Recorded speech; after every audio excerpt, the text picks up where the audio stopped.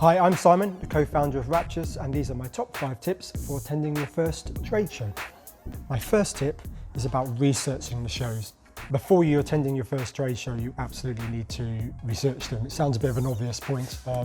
If you're spending a lot of money on a holiday, you'd obviously do the research on it. It's exactly the same with a trade show as well. There are so many trade shows out there in the art industry.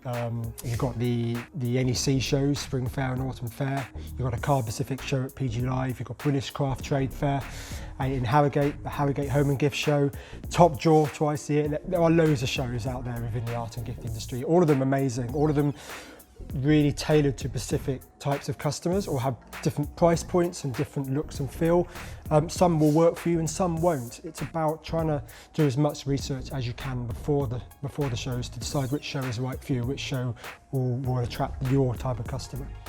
The other thing is I would advise you to visit some of the shows. Again, maybe sounds like a really obvious point, but the shows can be very, very overwhelming.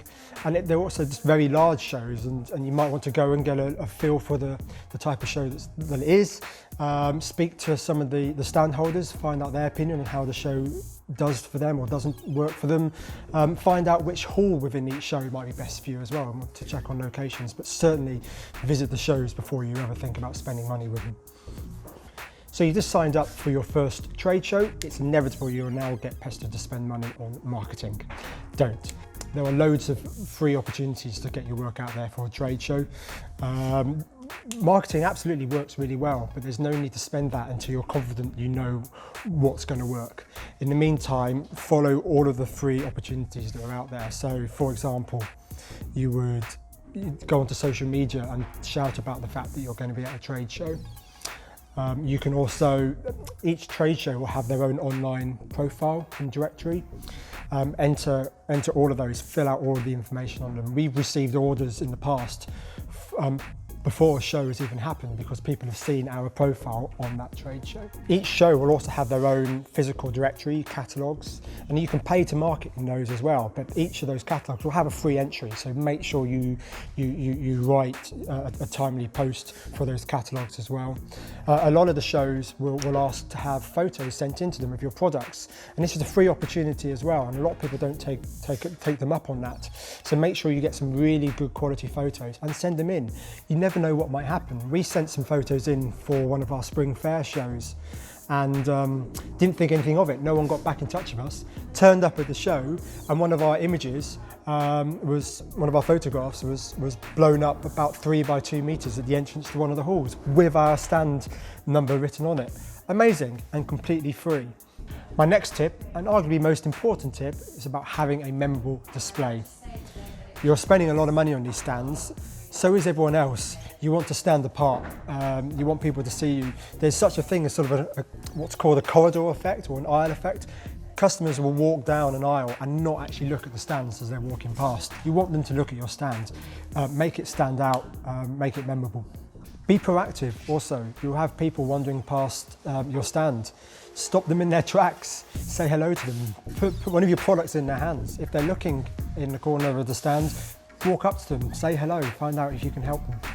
Turn up at the beginning of the stand and stay until it closes. Again, sounds really obvious, but many don't. You might find your best trade customer will appear 10 minutes after the stand is closed, but everyone else has left. So make sure you make the most of your time on your stand. My fourth tip is remembering that trade shows are also about building relationships. Remember that trade shows are also a great opportunity just to meet others in your industry. It's a really, really friendly industry and everyone knows everyone. Guaranteed, if you do more than one trade show, you're going to meet everyone again. My final tip is all about the post-show follow-up. You've had a great trade show, hopefully. You now want to make sure you've capitalised on all of those great relationships and conversations you've had. Make sure you take great notes of the conversations you've had. So that would be things like the name of who you've spoken to, if they've taken away any samples, just anything that allows you to remember who that customer is and be able to write a good personalised message to them after the show. There's a great blog post I recommend by Jeremy Corner, who's the managing director of Blue Eyed Sun, a card and gift company, all about how you value a trade show. So for example, don't necessarily value a trade show by how many orders you get at that show. You might only have a few or they might be small. but you might build up a relationship with a customer that might grow over a period of a couple of years, and that's a huge amount of value. For example, we had a distributor come to our stand over a number of different shows. It took them over 18 months before they placed their first order with us. Be patient, it might not happen instantly, and it's not always you, it can be them. It might just not be the right time for the customer to want to purchase from you, but they might do in the future. So be patient and recognise that the value of a trade show is not instantly from the sales you might generate from that show.